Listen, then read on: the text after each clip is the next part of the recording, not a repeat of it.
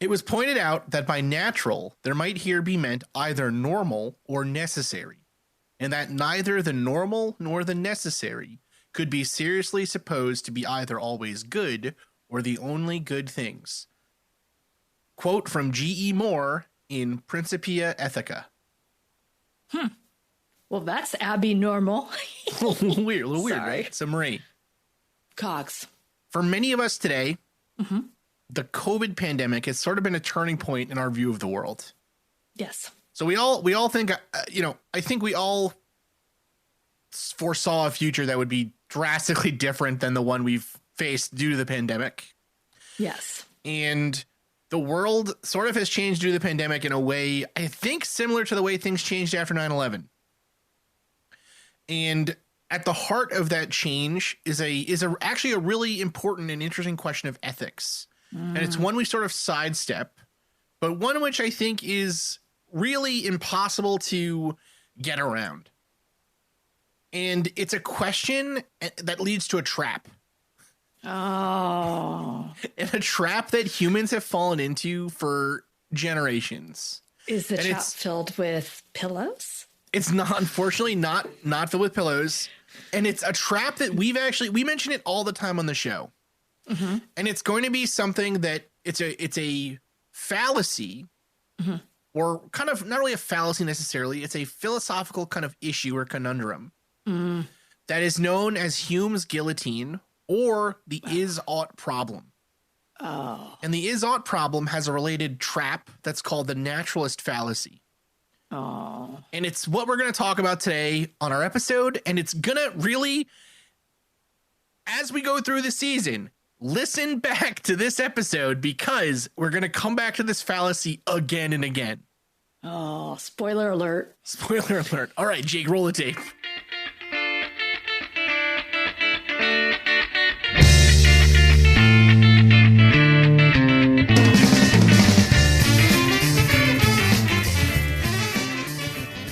First off, Marie, we're back with season 6. Holy smokes. Holy Season smokes. 6. It's crazy. Holy smokes. That's like how many years has that been? That's like 6 years. It's crazy. It's crazy. I guess that makes sense. Yeah. That adds up. It's pretty intense. That adds up. Our math is right. This season, listeners. I'd like to say we've learned something. Oh, we've I'd definitely like to learned say something. we've gotten wiser. Oh, no, we've I don't gotten know, better though. at podcasting. We've gotten wiser, gotten more better at putting together stories and things. Listeners, this season, we are super excited to be joining Evergreen Podcasts.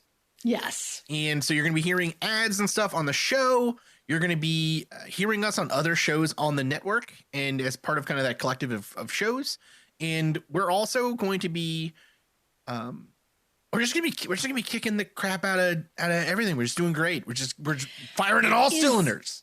It is exciting that we have finally joined a collective, because we were the ones that we wouldn't be members of any clubs that would have us. Right. And we finally changed. This is, I think, maybe a turning point. This is the 6-year turning point. We're finally, it's a good thing. We're happy to be here. The natural 6-year turning point. All right. So today's episode, we're talking about the is-ought fallacy. This one is a bit of it's a philosophy episode, really, but it has really important implications to science and the way that we interact with science. So at the core of this is a question and sort of something that philosophers saw, and I'm sure a lot of you have probably even seen in your day-to-day life.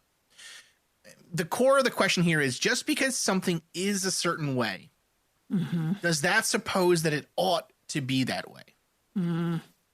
So put a little bit more complexly, just because something has always been done a certain way, is traditional, is thought of as being natural or moral or sensible, does it mean that it is ethically or morally justified?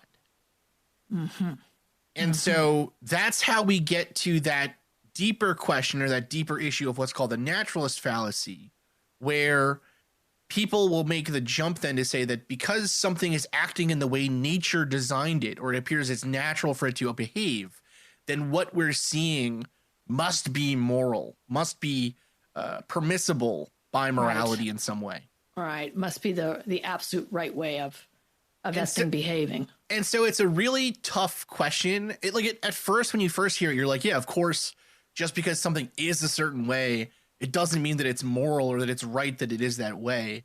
But actually, we see that fallacy in this issue come up all the time, right? And one of the areas that we really see it a lot today is in the idea of the pandemic and COVID restrictions, right? So we think about, say, like this idea that, well, it is immoral, let's say, to, well, let's start with it's kind of a hard case, right? But let's start with one here. Okay. Is it moral to let a pandemic kill people because normally in nature it would kill people? So this is a naturally occurring event, and instead of trying to counter it, we should just let it run its course. Right. So naturally, right, pandemics would run their course. Right. It would kill people. Right. And that's just the way that things would be. Yes. But we in modern society have the ability to do things like treat it with medicine or with vaccines or with lockdowns or whatever, right? Mm-hmm. And so the question becomes, are those things immoral because they go against nature? Mm-hmm. Or is it moral to do nothing? Because it's just the way that nature, these are the cards we've been dealt. Well, yeah, but then if you're going to go down that path, I mean, naturally, we maybe wouldn't have infrastructure. I mean, naturally, we wouldn't, like evolution itself is is another is-ought, though, on top of that, right? Yes. I mean, so that's another is-ought. But you could say, well, yeah, I just totally put my foot in it. But I would say that you could put that argument against pretty much anything. Like if that, if your cat is playing in the road and there's a car speeding towards it, then the natural thing would just to let the car hit the cat, which is a really grim example. Sorry. But I mean, you have the ability to mitigate that circumstance. Why wouldn't you do that? That's free will. Yeah, well, so it's interesting, right? Mm-hmm. Another example that's maybe a little bit like the ones that we gave are a little bit further out because they involve technology and, infrastructure and all these other things. An easier one is it's no longer necessary for humans to consume meat to get all their nutritional needs. Yes. Right. But consuming meat is natural. It's natural for us. It's natural for animals. We're omnivores. Yes. So is eating meat, could it ever be morally justified to eat meat in a world, right? Mm-hmm. And the question for some people would become, or the answer for some people would be, yeah, okay, of course it's natural of course it's moral. We've been designed to eat meat, so we must eat meat. But this is kind of the center of what David Hume, a Scottish philosopher, in his work, A Treatise of Human Nature, this is kind of at the center of what he got to, which is to say really that something can be true, but that does not imply any moral justifications.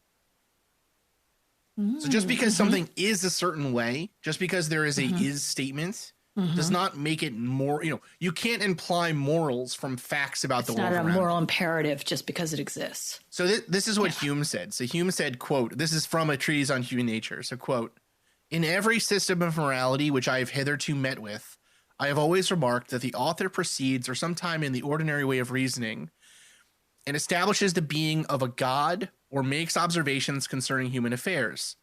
When all of a sudden I'm surprised to find that instead of the usual copulations of propositions, is and is not, I meet with no proposition that is not connected with an ought or an ought not. This change is imperceptible, but is, however, of the last consequence. For as this ought or ought not expresses some new relation or affirmation, it's necessary that it should be observed and explained. And at the same time that a reason should be given, for which seems altogether inconceivable, how this new relation can be a deduction from others which are entirely different from it. End quote.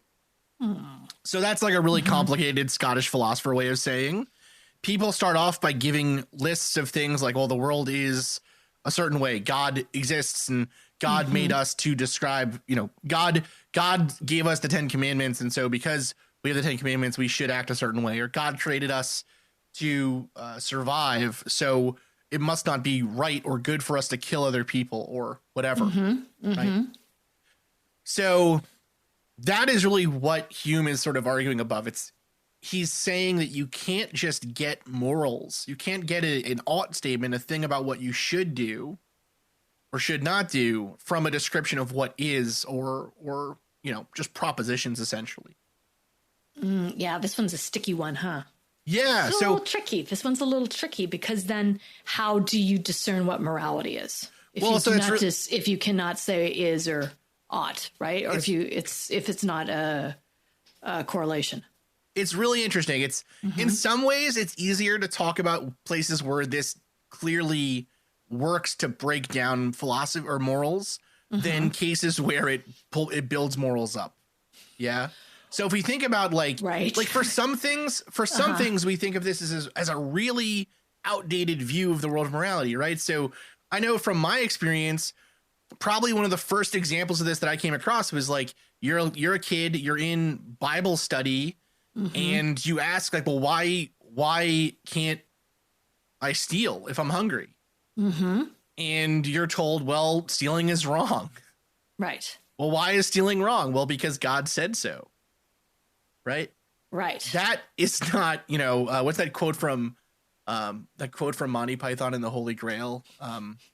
Wenches in rivers throwing away swords isn't a good justification for a form of government. Sort of like, I don't know, ancient Jews with stone tablets is no, no way to set up a moral system. The problem though with that argument though is it becomes like a chicken and the egg scenario, right? So we can ask ourselves like let's take a more solid one, right? Thou shalt not kill. Okay. Yeah. Okay. Yeah. So thou shalt not kill. That moral belief. Do you think that moral belief came about? Well, let's just ask Marie. Well, where do you think that moral belief came from? Murder, right? It's not thou shalt not kill. Is it? I mean, I always thought it's thou shalt not kill. Thou shalt not kill. Okay. So I think it came about because,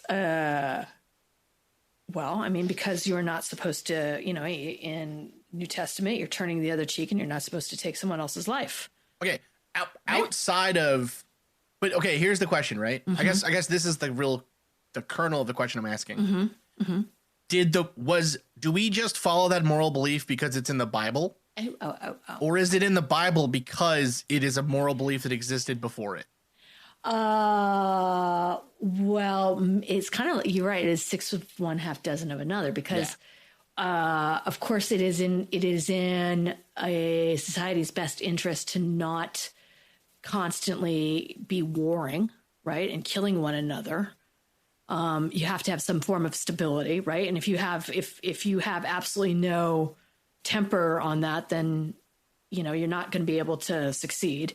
But I think that it's also probably in some human nature. Well, maybe not in human nature, but so that's the that's the it's problem, hard to say. right? But like, you shouldn't kill people, right? Like, we just proved to ourselves that you can't get morals just from something being natural, right? Or something being biologically at the center of that question, right? And this is what we end up getting to. Well, it's biologically natural for people to kill one another, probably because we're animals, right? Like, it's clearly because we're still doing it today. It's part of our human nature. Right. So, right. So, yeah. So, but what you were, that's totally true. That's totally correct. And this is one of the problems too, is that you can kind of build your own morals from basically anything in this case, right? You can always just say like, sweet. of course it's natural for me to kill you. Right. Isn't again, like it's sort of reductivist to say that, okay, but we're animals. Animals do kill one another, right? I mean, at certain points they are violent and they do kill one another. We still kill one another today. We still go to war today. We still shoot one another. I mean, how can we say that that we derived any that thou shall not kill was anything that was that was prescribed to us, but that wasn't a natural state. Well, so what you're see, it's interesting though, because I can make the other argument that You can. I can make you can, Chris. I'm all like killing people left and right over here. Sorry. You're right. And Marie's just like, it's totally I'm not moral to saying kill. that, Like, who cares, dude? well, but it's not like, again, it's like statistics. It's like, I may not be violent. You may not be violent. People we know may not be violent. But in general, if you look at stats, we are a violent nation. Sure. But We so kill one another. the stats thing, that's going from an is statement to an ought statement, right? By definition. Though? Ought it though? Okay, sorry. Yeah, right. No, So but it tell is. me- Like, yeah. we're going from a thing that's like, well, humans are violent. But okay, humans being violent has nothing to do with whether or not you should be violent. Right?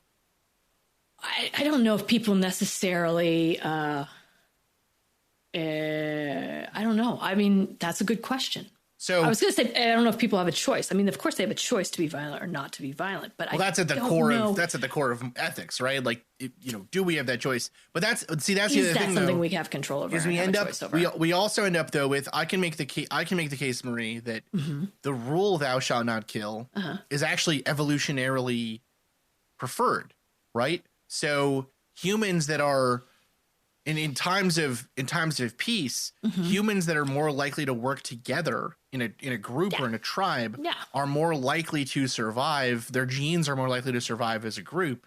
And so thou shalt not kill is just a natural extension of our evolutionary need to live in a group and work with one another. Well, then how do you explain war from that? Well, sometimes people just aren't. Sometimes people are just buttheads. But so yeah, so we end like, up so at the center here though, what we end up finding is, again, we can't get, unless you make you still have to at the center of it make a claim, right? In my case, what I'm claiming is the survival of the species is a good thing. Yes. And so we should be acting in accordance to maximize the survival of our species, right? Yes. What you're saying, though, is that in your view here, not necessarily in your view, right? You're not going around stabbing people or whatever, but in your view, over here going around stabbing people. In your argument, it is the survival of the individual, or not even that. It's just acting naturally. It's almost acting in accordance with animal instinct makes something good. Well, you can argue, but then, I mean, this is an extreme, but you can argue that, by killing others, you're actually protecting. It is Darwinism. It is Darwinism, right? You are eliminating something that is hypothetically weaker. Right? Sure. So you end up in this. You sort of end up though still in. You have to pick. You're still getting morality from somewhere else. That's because it's a plot to The Purge right here. This is what happens, Marie. And so here's the interesting thing, right? We end up with this really weird case where that's basically what happened. Was people read Hume and they were like, oh crap, our morals don't make sense. And then they were like, well, so then what is that center? What is the thing that we say we should maximize to be good? Right. Because based on what Hume is saying, you naturally will start to ask questions like, well, what about, like, say we want to maximize justice, right? Well, what does justice mean? Does justice exist? Is justice a real thing, right? Do humans have rights? Do we have rights to the inalienable rights? Yeah. Right. Or is there ever such a thing as goodness or a moral action, and badness or an immoral action? So we end up with, it's interesting. So philosophers of kind of moral philosophers have kind of come to a couple of different answers to this.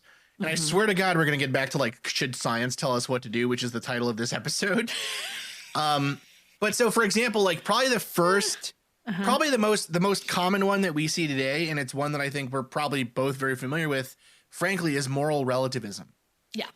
And there's a bunch of different like versions of this, right? But the basic idea behind moral relativism is that your morals are sort of relative to the time and culture in which you exist.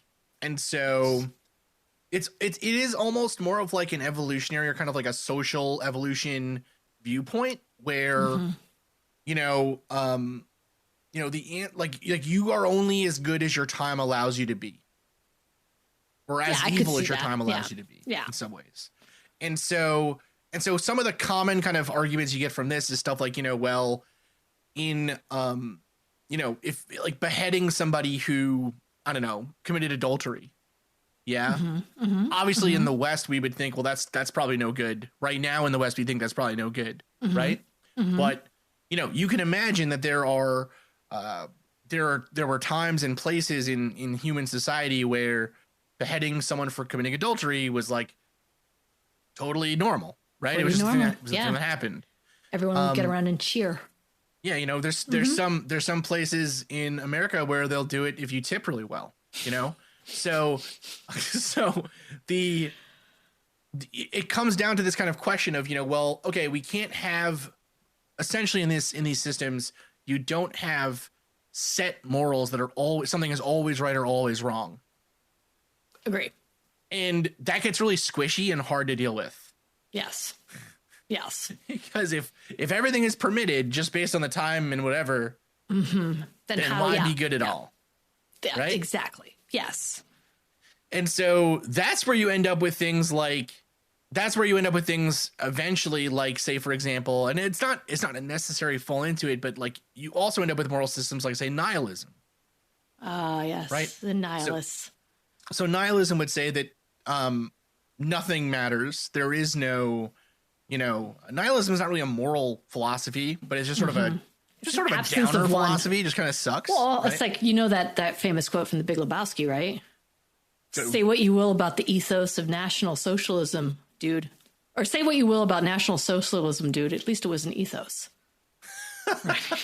Yeah, well, we're talking about nihilism, right? I mean, sort of, right? Yeah, like, so nihilism. So for those who don't know, like what we're talking about when we talk about nihilism, right? Sorry. It's basically saying that, like, well, nothing matters, and so who cares, right? Like, none of this matters, nothing matters, and so you end up with some forms of nihilism where, so existentialism is the existentialist and the existential philosophy sort of comes from the push against nihilism in a way where so again, if you think about this in context, this comes from that thought that, okay, so traditional moral systems don't seem to hold up under scrutiny. And for the existentialists and for the kind of time period that they were living in, that was because the horrors of war, of World War I, and sort of, the falling away of religion and religious order and everything else made a lot of people believe there was no God. And so how do you act morally in a world without a God, right? Like, why act morally if there's no one watching you? Right. Yeah. Yeah. And so the existentialists would fight back and say, well, you act in accordance with your own values. Right. So you act in a way that you yourself find to be moral, or you yourself find to be valuable or good. But they would say no one else can decide for you what those should be. You shouldn't let other people decide for you what those moral views are. Right. Another, and again, an older, in some ways, versions of a moral system is what's called moral idealism or moral certainty. And that form of moral system it's the one that we're most familiar with. It is the 10 Commandments one. Yeah. So it's basically your morals are set in stone, sometimes again brought down off a hill by an ancient Jew, right? Moral idealism is there are 10 rules you can never break. It doesn't matter in what context, right? You don't get to kill somebody because you're pissed off in the Taco Bell line. There's always moral authority. These rules are always set in stone, and you don't get to make excuses for yourself. Right. It's absolute. Right. Unless you really need to take back the Holy Land.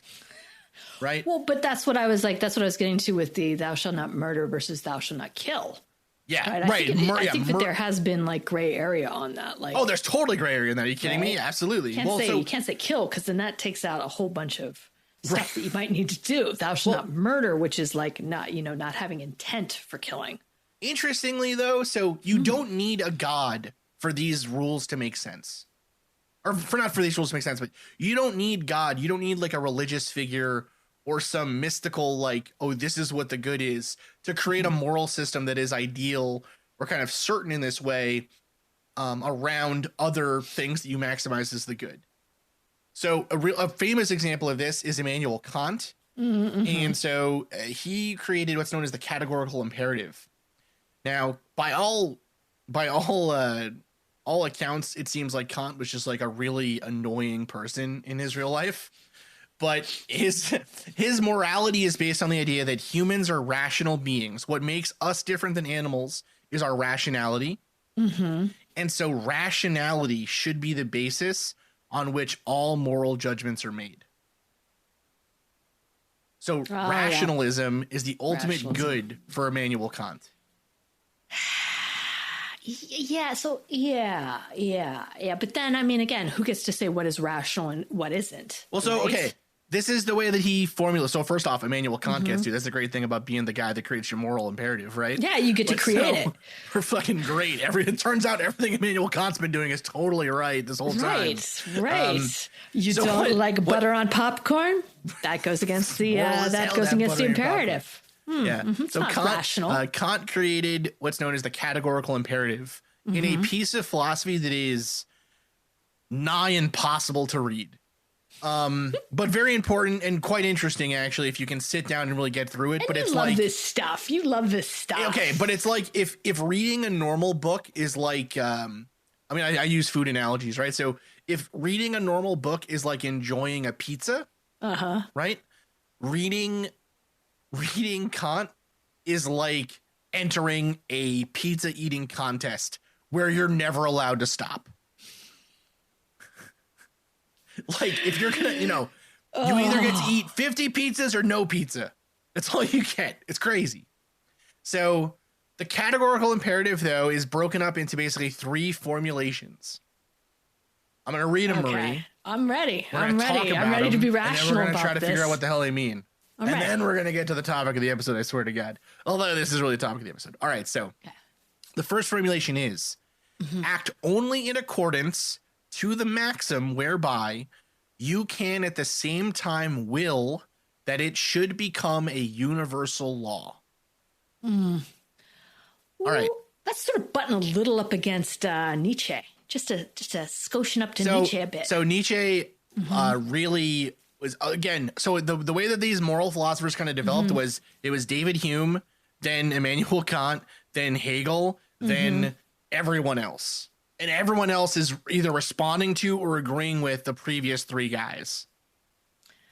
Yeah, okay, so... And actually, it does not really fit with Nietzsche. So here's what Kant is saying there. We're going to translate a little bit, right? I think it's starting to. A little bit. It has to, it's the bigger...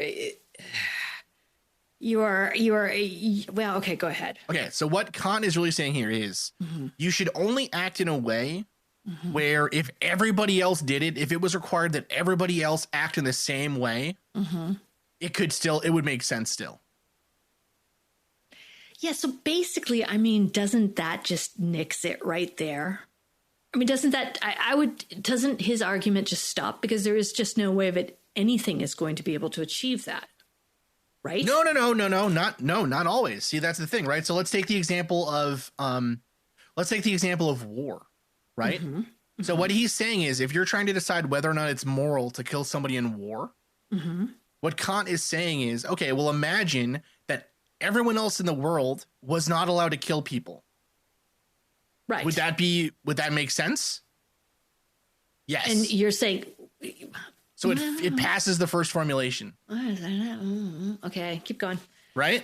But you're saying you could. Nietzsche, right? on the other hand, would say if you're okay with killing people, well, I mean, that's not exactly what Nietzsche would say, but essentially, Nietzsche would say that there are people who exist sort of outside the bounds of morality who won't care, but you yourself should make the decision for yourself, right?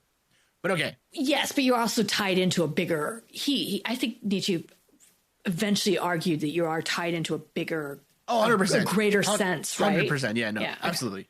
We could do a whole series on Nietzsche until he goes crazy. until he gets syphilis, and then I saw a really interesting. funny thing that was like, imagine being Friedrich Nietzsche. You spend your entire life literally making yourself go insane trying to refute nihilism, only for edgelord teenagers to use your works to justify nihilism. Imagine how angry you would be. Okay. I don't know. I think he might shop at Hot Topic. Oh, he would totally. He would. Today. You know, he would be rocking like a steampunk outfit. All right. So the second formulation, right? So the first formulation is act in such a way that whatever you do could be turned into a universal law. Okay. Second formulation, act in such a way that you treat humanity, whether in your own person or in the person of any other, never merely as a means to an end, but always at the same time as an end. Now, okay, what does he mean by end? What does he mean by means? All of that is like the kind of crap that people have written entire PhDs on. But the basic idea here is when you're thinking about how would you treat other people, always take them to also be rational beings, and therefore they are also part of the same kind of system of morals that you're creating. Yeah, and subscribe no ulterior motive to their behavior besides rationality. Yeah, right? and you don't get to say like, well, I can kill one person and get what I want, and so it's fine because I just killed one person. Who cares? Right? Because again, based on the first formulation, they can always kill you back, and that doesn't make sense. Right? That's not rational. So that is not. Okay. And then the third formulation is kind of putting it all together in a bow. Right? He says, thus the third practical principle follows from the first two as the ultimate condition of their harmony with practical reason. The idea of the will of every rational being as a universally legislating will. Now, what the hell does he? I think it's hilarious that he's like, well, yeah, then therefore, obviously, from practical reason here, this follows. Imagine talking to this guy, like trying to get like a bakery order from him. Impossible, right? You just rip your own fucking head off. What he's saying here is the principle here ultimately is when you are deciding if something is moral or not, you need to also take into account the fact that other people who are rational will also be bound by that same reasoning you've made. And you have to consider what effect the rule you're imposing on them would have on you if they were to impose it on you. So in other words, you don't just get to say like, it's moral for me to kill Billy for his TV because I like TVs. And so if everyone killed their neighbor for a big TV, it's okay. Right. What he's saying is, well, you also have to think, would it be okay then for Billy if this to kill happened me to for me? my TV? Right. Yes. See, he's taken into consideration a lot more of people's rational behavior than like, I just don't think, again, the reason I was like, this is a no-go is just people aren't going to do this. Well, the thing is that he's not, here's the thing too, right? All these moral philosophers, you can think of them as like sitting at home with their thumbs up their butts, right? None of them are saying that this is the way people will. All of them are writing books for their other philosopher friends being like, this is how people should behave. But it's like, no one's going to behave like that. You know what I mean? Like, are you kidding me? It's never going to happen. I haven't seen it yet. Like, I would love to have like, I think some of that, like, you know, going out into the world and being like, okay, well, I'm not going to, you know, and kind of applying these things and have somebody apply them back to you that sounds like a really great idea, but I have just not seen that happen yet. No, well, really. the interesting thing is that the interesting thing here is that what a lot of philosophers historically have kind of been more interested in is how should I act, right? All of them have kind of like stolen cookies as a kid, and they're like, man, was that evil or not? I can't really tell. You know what I mean? As they eat the cookie. Yeah, and never thinking like, you know, oh man, you know, I got a slave here bringing me my books. Is that okay? You know, all of them are like, no, it's fine. That part's okay, but it's fine. But you should question whether you should have taken the cookie. Yeah, no, everything I do is okay. Everything else other people do is all fucked up. Yeah, everything that has allowed me to act like this, you know, all the structures in place to make my life easier so I can read books and sit here with my thumb up my ass, I'm not going to look at. Yeah. So it's interesting, right? Kant. So here's the thing, though. If you look at what Kant's argument here is, it kind of makes sense regardless of what the ultimate good is that you choose. right? Yes. Because so you don't need a God.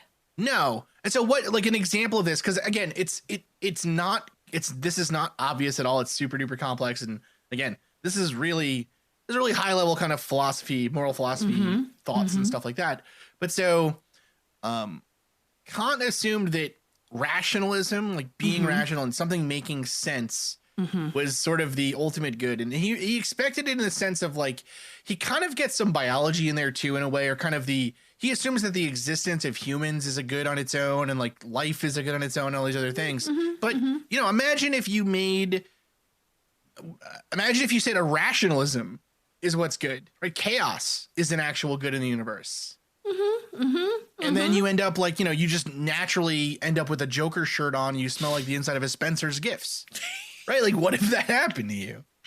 So it's weird because it's like the thing with the 10 Commandments and sort of your more overt is you have something applying it to you, right? You're going to be good because God wants you to be good, right?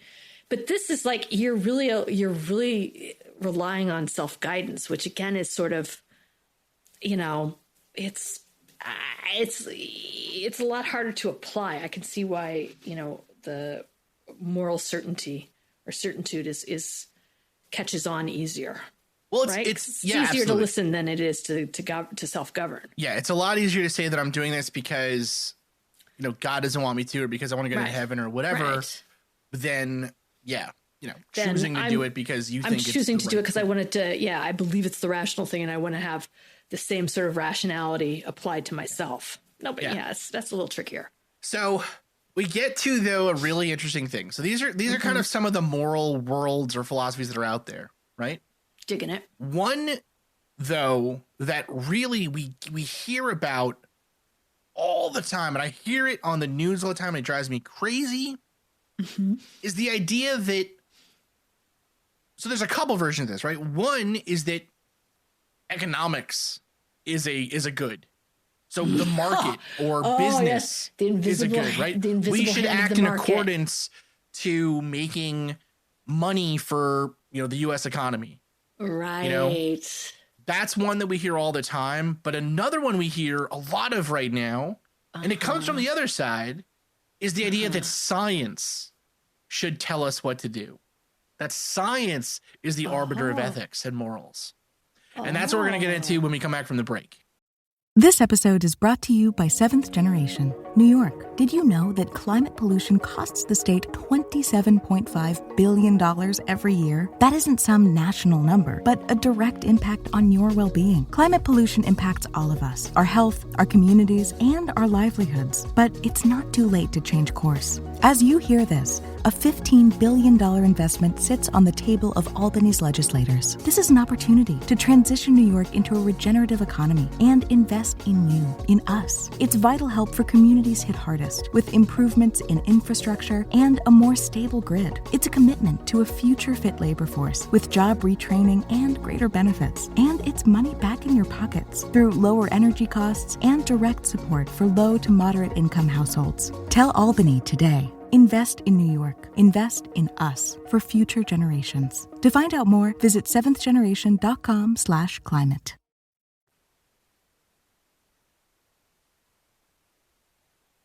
I would say that science and scientific thinking is at least based on some principles that have been proven through decades, centuries, and hold true.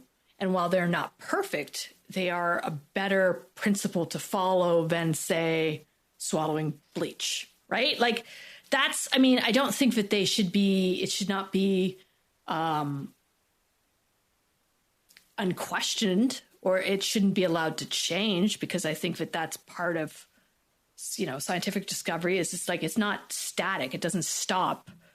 That's my beef with people that are like, well, look, they said masks, no masks, masks. They don't know what they're talking about. It's like, no, that they are discovering things as they go with this. They don't have the full amount of information. It's never going to be completely solved. That's part of the problem. So I don't know. To me, it's like, well, yeah, it's better than conspiracy. It's better than the absence of anything. Well, so, is it? You're all like, is it though? And I'm going to be like, thing, oh, right? So God I think, damn it, now it's going to tell me why it's not. Shit. No. I'm just teasing. Well, I think part of the challenge with that, or part of, I guess, the question is, so like you use the example of like drinking bleach, right? So someone, let's say, let's take it like a little bit. Let's get out of like the snark zone or the splash zone. All right, fine. Right, and so we're gonna get. But it's an easy example. I'm sorry. Well, no, it's a real example. I mean, One. the crazy fucking thing is that it's a real example, right? It's a real example. But let's take, for example, like using an untreated, an untested cure, right? Okay. Or taking a vitamin, taking something that has not been evaluated by the scientific establishment or world, right, and just taking it because you think it'll help you, right? Right. That is sort of like saying that it's wrong to do that it's morally wrong to do that, suggests that there is like, what is the moral good that you are like there's a difference between something being good practice and good for society. Like there's a difference between something being effective and something being good, you know? Yeah. The Chinese government has been extremely effective at growing their country and stamping out opposition. But that is not a good thing that they've done. They have not done good things for that, right? Well, so yes, I would agree with that. So the argument that like, again, someone else choosing to take, you know, I think endangering public health by allowing people, or just telling people to take stuff that won't work and will hurt them. That's a moral question. But somebody choosing to do something stupid that is not effective or even harmful to them, I have a hard time seeing the moral line of reasoning there. Well, so I would say the moral line of reasoning is if they are choosing to do that instead of do something that actually has been proven to help, right? So if I am going to go out and do whatever kind of cure to eradicate, or what I think is going to eradicate some disease in me, but meanwhile, I may still become a carrier and I may become like a vector for other people getting sick. That's the right word. I don't know if it's vector. Yeah, I think it is. I mean, if I become sort of, someone who is going to then spread the disease to other people, then I think that is a moral imperative, because I'm saying, yes. you are going to physically make other people, if your action is going to, or has the potential to impact other people and the health of other people, whether you are aware of it or you're not, whether you're there when it happens and you see the effects or you're not, that doesn't make a difference. Then you have a moral imperative to act in their interest and not just yours. No, that I think is true, right? Yes. That clearly, yes. If but again though, we get into the case then where so there was a thing that came out today. So to get like a organ transplant, you have to have a tremendous, you have to be within a healthy weight. You have to not consume like alcohol and tobacco and weed and whatever, and can't even do meth anymore. Like, what the hell is this, a nanny state, right? There's all these things. You just went right back into that snark zone. Yeah. There's all these things you need to not do to get a transplant of an organ, because they're so hard to come by. Right. Right. And so, but there was a story out of Boston here where I live, where someone was denied a transplant because they refused to get vaccinated. And people are kind of up in arms, but again, that I think is a much more clear argument, right? That is, but that's like pragmatic, right? That person, if again in a vacuum, not taking the vaccine harmed no one else, right?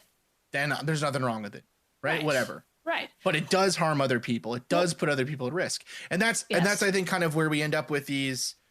But again, But again, we are making moral claims because we are saying that the maximization of human lives, right? The It's keeping kind people of from thou shalt not dying is a kill. good thing. Well, right? it's kind of like I don't want to kill other people. My me deciding not to take something that could help eradicate that disease is saying that, you know, that I then become sort of like, again, like the vector. I could get it. I could not know I have it, and I could spread it. I should be taking whatever I can to not do that. I should be doing whatever I can not to do that. Be it distance myself from others, wear a mask when I go out, or take a vaccine. I should do those things because, and I think that this is also where you start to get into like, because I trust the science, because I trust what people have said about it that are experts. Mm-hmm. Right. And again, like maybe it's like, well, how do I know that they're experts? How did, you know, like, are they being, you know, you have a whole bunch of people like the wackadoo who lives across the street from me who's like, well, you know, they're in the big pocket of big pharma, and you know, but I just don't think that I know more than they do. Yeah. It comes down to, again, so what we're doing here is we're taking facts. We're using those facts to make decisions based on our own morals. Yes. Right. But what we're not doing is saying that just because the science says X, that Y must be moral. Right. What we're saying is that, for example, you know, for me personally, the reason to get vaccinated is so I don't kill people that I love. Right. You know, I'm getting vaccinated because I don't want to harm other people that I know and see every day. Right. And if I thought that there was a good reason to suspect that getting vaccinated would harm them more than not getting vaccinated, or rather that not getting vaccinated would be better for the people around me than getting vaccinated, then maybe my moral thinking would be different. But again, that it comes down to kind of the facts that come into your world, you know? Right. It's interesting though that we see these sort of, I guess kind of what I have been thinking about this all throughout the break, especially during, you know, our season now, is that the gap, I think, between people who believe in kind of the vaccine and lockdowns and whatever, the gap between those people and people who think that those things are wrong isn't really that big. You know, what a lot of the people, if you talk to people who are kind of against the lockdowns or whatever, a lot of their reasoning are things like, you know, well, human like enjoyment is something that we should also, you know, psychological pleasure or whatever, right? They have different moral reasons, and we can argue about whether or not you think that their moral justification is stronger than yours or whatever. But, you know, it's not for the vast majority of people I've talked to, at least, the reasoning has not as often been, I guess, that I don't trust the science, right? It's more been, and maybe I'm wrong. Maybe this is just people that I've talked to and I'm getting a different view of it. But, you know, I guess I kind of wonder about, so the reason we asked this question about is, should science tell you what to do? You know, is clearly on this show, we believe in science, and, you know, we believe that we can't know everything. And so we trust experts and people who do know more about this stuff than we do, you know? Yeah. But it still gets to a very interesting question about, should you just follow a scientific principle because it's the truth? You know, again, we get back to that very early one that's kind of simple, but, you know, it's a biological fact that we need protein to survive, and you get protein most efficiently from animal meat. So is it moral to kill animals and eat animals? Well, yes. Well, with the science,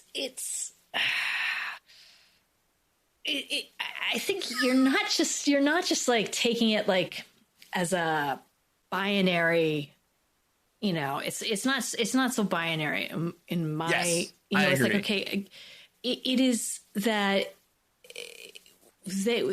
here is what we know now, right? I'm going to put out a paper, or I'm going to make a hypothesis, and I'm going to research this hypothesis, and then I'm going to test it as many times as I can to as many different people and observe it for as long as I can, right? And then I'm going to have other people look at it and tell me what they think. And they're going to test it, and they're going to put their minds to it, right? And then it's going to get stronger from there. And then after that, I'm going to take it through a process of the United States government or whatever. And they're going to look at it, and they're going to ask me all these questions, and they're going to vet it, and then they're going to test it more. And then we're going to roll it out to people. So it sort of goes through this cycle of people litmus testing it and trying to punch holes in it and trying to really understand, is the stance I'm taking, how strong is this stance I'm taking, and what are the effects and the possible ramifications of it, versus I am going to take an action and I'm just going to do it. And if it works for me, great. If it works for me today or within this minute or within this hour, great. And that's really all I'm worried about. And that's what I'm going to advocate for everybody. Right? I feel like there's a certain amount of, again, with like the scientific, when it's done right, and this is a different caveat, but it's like when it's done right and it's taken into a historical context, right? Again, when they're looking at something like this and they're comparing it to SARS, they're comparing it to Ebola, they're comparing it all the way back to the last flu epidemic. They're taking these things into context, and then they're putting multiple minds to it. I think that to me is like, okay, that definitely tells me more and gives me a better shot at me surviving and me helping others to survive than not listening to it. Yeah. So I think kind of what we're coming down to here, maybe if I'm taking words out of context, you tell me, right? But Marie wants to kill the poor. I want to kill the poor. But like, give them that ivermectin stuff. Basically what we're kind of saying here is, we're basically saying here is, if the goal is to limit the suffering, or rather, if the goal is to make sure that the least amount of people get ill and the least amount of people die from COVID, then it seems like the science can answer that question. And I would add to that really quickly, and the least amount of stress will be put onto your social situation as well. Like, again, you are not taxing hospitals. That gets sticky though, Marie, right? So let's say that, and again, this is purely thought experiment, right? Let's say that, okay, this pandemic, if you look at the stats right now, right? The difference between America and Europe in terms of like per capita hospitalizations and cases and everything else is pretty negligible, right? It appears that basically, the only thing that works to really stamp it out is to have full on like 24-hour-a-day lockdowns like they have in China, right? That appears to be the only thing that works to stop it. Well, I think I'm saying more like, if I listen to the science and it is a better than, because the results are, again, not just affecting those who are suffering through sickness, but you're also putting like almost like a post-traumatic stress disorder onto, the frontline workers that have to deal with this. True. And listen, don't have any kind of reprieve from it, right? Okay. So let's imagine though, right? That what we actually find out after this one is that the most effective way to stop it quickly is to let everybody get it. And just let the people who wouldn't have made it die. Don't send them to the hospital. Just let them die. Well, okay, but then right? that would be the science problem. to show us. That's the problem with but that's the issue with taking like a moral view from just the scientific facts of like, we can end it quicker, or we can end it most quickly, or we can maximize the number of lives that are not disrupted, or we can, right? It's like, at the end of the day, somebody has to take the science and translate into policy that is moral. Right. And that decision on what is moral has to come from somewhere else than science. At least I would argue, right? Because the science, like science doesn't tell you anything about morals. It's just facts about the world. Yes. It can help you make moral decisions. Yes. And I think one of the moral decisions is just, and this is, again, maybe just adding to your argument against me, but is sort of the health and welfare of the infrastructure of support, right? A good society has a strong infrastructure to support the sick and to, promote health and wellness and to, take care of the poor. I think all of those things. I think the stronger argument there would be, like you said at the beginning, like minimize suffering. What is minimize? You know you are minimizing suffering by not overtaxing those systems. Right, that's but it would be better. But it would be better for the systems to just, if you get COVID, you just get shot in the head and they throw you in a ditch. Right? Then the system isn't taxed at all. But the system, but it's not just the system being taxed. It's the people. Again, it's the people who are taking care of them. Yeah, it's the overall psychic suffering. Which again, and trauma, they don't want to just see you. They went into healthcare not because they just wanted to see the sick get shot in the head. Right? They went into healthcare. I'm pretty sure that's in the Hippocratic Oath, Marie. Right. They to do no harm. To do no harm, right? So, they psychologically, year after year treating this, I would assume that this is going to wear on them psychologically, and it might make them care less about ending suffering, which is a bad thing, in my opinion. Like you're building up people's calluses to human suffering, which is something you don't want. You want people to be empathetic to other people, which goes against my whole thing about killing and eating them. But that's okay for now. I'm willing to overlook that for now. For the argument's sake, I will argue against. It's your whole business plan. Killing and eating people. No more killing. I know, man. I had the menus all drawn up and everything. Yeah. No, so listen. Listeners, here's the thing.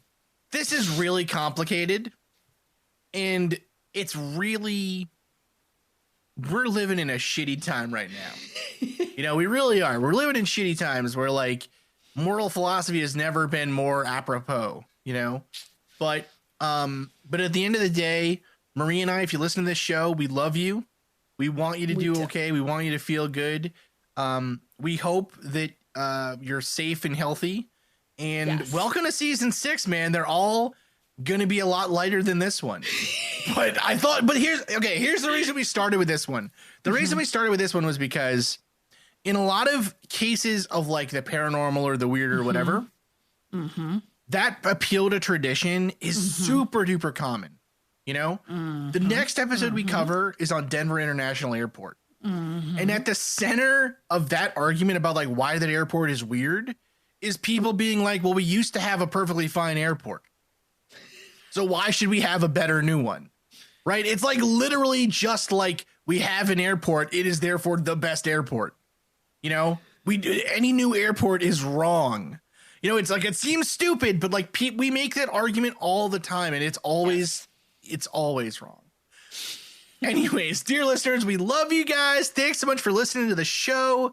We actually have started up a Discord now for the show. So if you want to come and chat to Marie and I about video games or weird news or whatever, give us ideas for episodes, just send cute cat pictures or whatever. Join up on the Discord. Follow us on Twitter, on Facebook, all the good places. And if you're listening to us on Spotify, please go and review us. We would love to get your Spotify review. And that's it. That's all I have to say. Season 6, baby! Woo! Oh my God. Thank you again, dear listeners, for listening to the Mad Scientist podcast. I have been your host, Chris Cogswell, joined by my co-host, Marie Mayhew. If you'd like to contact the show, please send us an email at themadscientistpodcast@gmail.com. That's all one word. You can also follow us on Twitter at madscientistpod or at Team Giant Squid for Marie. And of course, you can see us on Facebook, on Instagram, and all over the internet as the Mad Scientist Podcast. And again, our logo is the one with the pumpkin head, so it's easy to see. Mm-hmm. If you've enjoyed the show tonight, please consider supporting us on Patreon, where the money that you give to us will help us to promote this show further, to make it better, and just to spend more time making it. Because we love doing that. We do love doing that. Our logo was designed by Carrie Shaheen. Our web design is done by Desdemona Howard. Woohoo! And our sound design is done by Jake Cardinal. Thanks again for listening. Thank you. This has been a Damn It Chippy production. I love Jake. Jake's the best. Jake's the best ever. best. All right. Oh, okay.